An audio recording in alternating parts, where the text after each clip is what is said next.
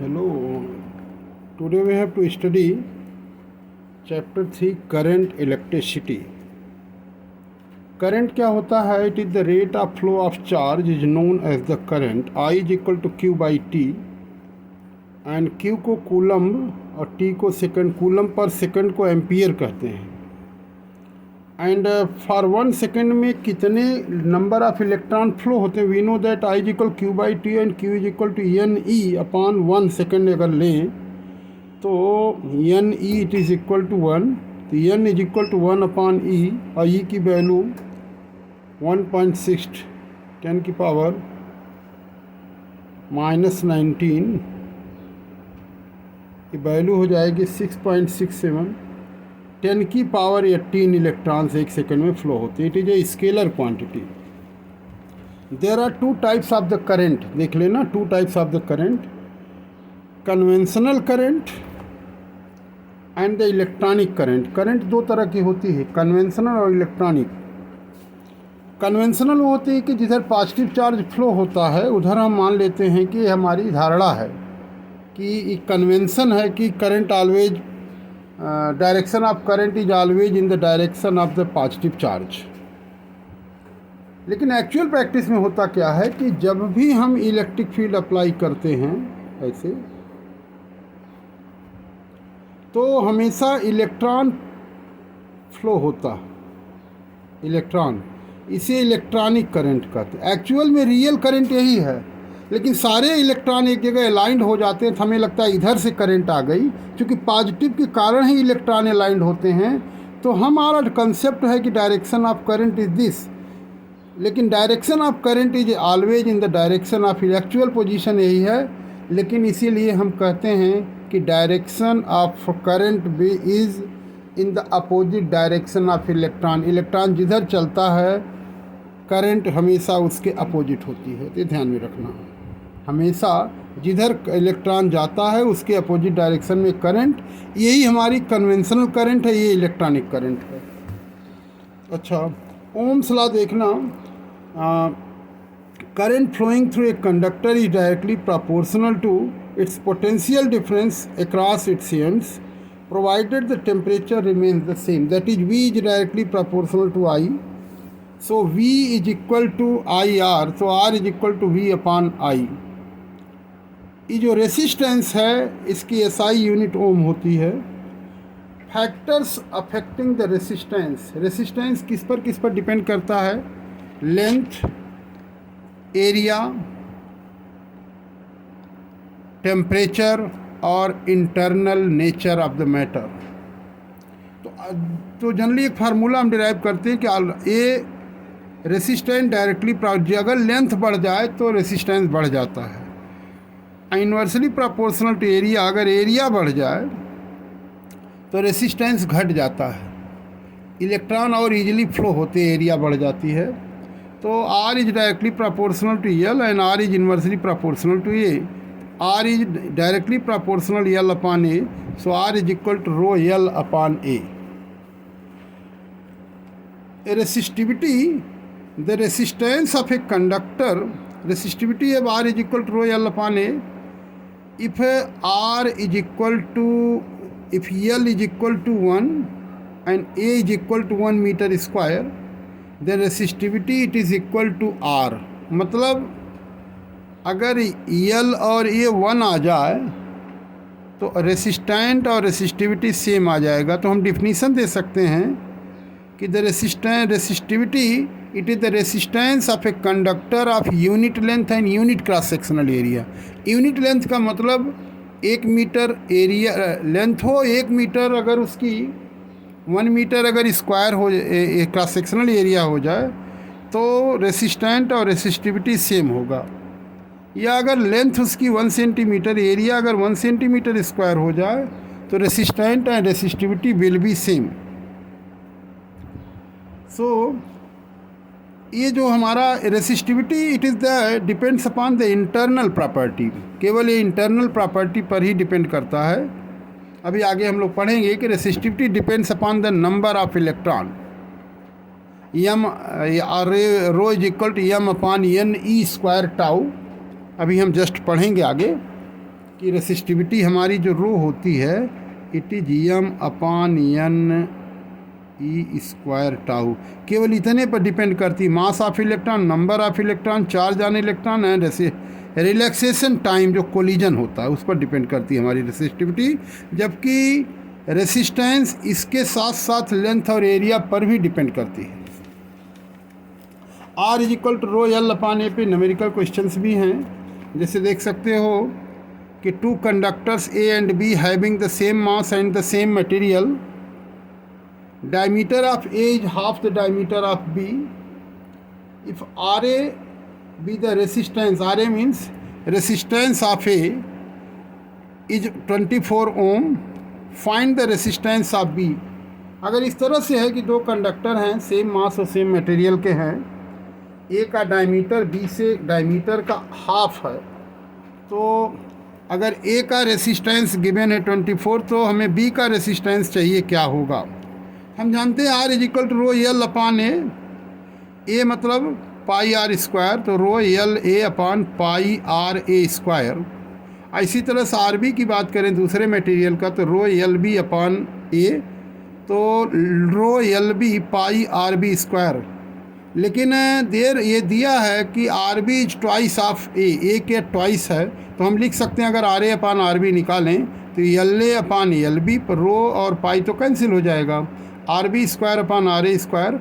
Are B को 2 R ए लिख सकते हैं, तो 2 आर ए का whole square 4 R B R A square upon R A square, तो कैंसिल हो जाएगा। तो एक तरह से R A upon R B is equal to L A upon L B into 4, यही मिल जाएगा। ये वैल्यू हमें मिल जाएगी R A upon R B is equal to L A upon L B into 4। अब देखो, अब ये वैल्यू हमारे रिलेशन मिल जाता है। अब हम देखते हैं, और इसमें दिया mass remain the same. Mass remain the same होने का मतलब क्या हो जाएगा कि mass is equal to volume into density V A into V B, और V A into V B का वॉल्यूम क्या होता है, dense mass volume into density, same material है तो डेंसिटी रिमेन द सेम, तो डेंसिटी कैंसिल आउट। हम V A is equal to V B मतलब वॉल्यूम बराबर होगा, तो A into L A is equal to R A B into L B, ये हमारे पास ए बी माने बी की एरिया, सिंपल बात। तो pi R A square L A is equal pi R B मतलब 2 आर ए मतलब 4 R A square into L B कह सकते हैं। तो पाई और R A square cancel out, तो L A upon L B it is equal to 4 upon A, L A upon L B, तो R A upon R B की value हमारे पास है L A upon L B, 4 R A upon R B तो cancel हो जाएगा, तो L A upon L B की वैल्यू 4 है, और R A upon R B it is equal to हमें दिया है L A upon L B, हम इसको लिख सकते हैं L A upon L B into 4 upon 1 कर लें, ऐसे कर सकते हैं L A upon L B into 4 upon M.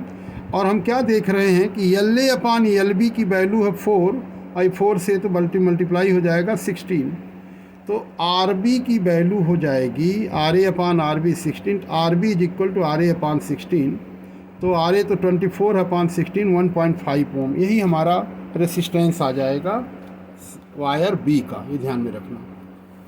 फिर दूसरा है सही example, if a wire is stretched in such A way that the radius becomes r upon n times of the initial resistance, इतना खींच दिया जाए कि resistance r upon n times हो जाए। If r be the resistance of the initial wire, अगर ये हमारा कैपिटल R अगर रेसिस्टेंस है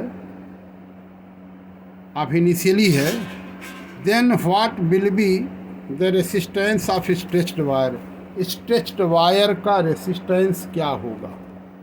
देखो अच्छा, तो अगर volume remain the same, volume material के वॉल्यूम में कोई फ़र्क नहीं पड़ेगा, तो A1 L1 is equal to A2 L2। लेकिन पहले रेसिस्टेंस तो हमारे पास इसका मान लेते हैं, इसको पहले अगर ले लें तो पाई R बाई एन का whole square L2 is equal to pi R square L1, ये ध्यान में रखना। तो हमारे पास pi R square upon N square L2 is equal to pi R square L1। तो अब देखते हैं कि पाई R स्क्वायर, अच्छा L1 हमारे पास किसके बराबर, L1 को L के इक्वल ले लें तो पाई R स्क्वायर दोनों तरफ से कैंसिल हो जाएगा, तो L2 इज इक्वल टू कितना हो जाएगा, एन स्क्वायर L। अब इनिशियल रेसिस्टेंस की बात करें, initial resistance R1 is equal to R is equal to rho L upon A means pi R square. अब R2 is equal to rho L2 upon pi R upon N का whole square. तो R2 it is equal to L2 rho L2 upon pi R square, N square ऊपर चला गया तो आ जाएगा रो N square, L2 की value कितनी, N square L, तो L2 को लिखेंगे N square L into N square upon pi R square. तो देख लेना ये हमारे पास it is R2 is equal to N square, ये हमारे पास हो जाएगी एन की power 4 rho L upon pi R square. Therefore R2 it is equal to, ये वैल्यू कितनी है R, तो R2 is equal to N to the power 4 R हो जाता है। ये वैल्यू हमारे पास R2 की यही वैल्यू आ जाएगी कि अगर इस तरह से अगर वायर को खींचा जाए कि रेसिस्टेंस R अपान एन हो जाए, उस केस में रेसिस्टेंस एन की पावर 4 टाइम्स हो जाएगी स्ट्रेच्ड वायर की। इम्पॉर्टेंट क्वेश्चंस हैं, आगे देखते हैं इसी तरह से। What is the current density, current density क्या होती है, charge per second per unit area normally through the surface, it is known as the current density. Current density या current per unit area, it is known as the current density. It is denoted by J is equal to I upon A. I means charge per unit area per unit time upon A। और इसकी SI unit होती है Q by T को हम current कहते हैं, SI unit it equal to ampere per metre square. If current is not perpendicular to the surface, अगर current surface के परपेंडिकुलर नहीं है, if area vector makes angle theta with the direction of the flow of the current, then the current density J is equal to I upon A cos theta। अगर हम इसको लें, अगर area vector इधर है तो इसका कंपोनेंट इसके अलॉन्ग होगा A cos theta, ये ध्यान में रखना, it is A cos theta। तो J is equal to I upon A न हो करके इसके अलॉन्ग जो होगा A cos theta, तो हम I is equal to J A cos theta, इसको लिखते हैं J डॉट ए। तो एक तरह से करंट डेंसिटी हमारे पास ये हो जाती है वेक्टर क्वांटिटी, ध्यान में रखना। लेकिन करंट J डॉट ए, ये ध्यान में रखना कि current density is a vector quantity but current is a scalar quantity. अब कंडक्टेंस क्या होता है, कंडक्टेंस, एक कंडक्टेंस हमारा होता है G is equal to 1 upon R, 1 upon Om.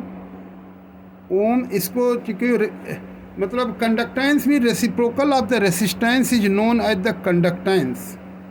Conductance को कह सकते ease with, it measures the ease with which the charge flows through a conductor is known as the conductance. इसके आसानी, कंडक्टेंस जितना अधिक होगा उतना आसानी से फ्लो होगा, आसानीपन, ईजीनेस। तो G is equal to 1 upon R, 1 upon ohm. तो ओम को लिख सकते हैं ओम माइनस 1, या इसको MHO मो भी कहते हैं। इसको हम साइमन्स भी कहते हैं, SIEMEN या साइमन्स, तो ये भी हम कह लेते हैं साइमन। अब ये हमारे पास वैल्यू हो जाएगी ease with which a current flows through a conductor is known as the conductance.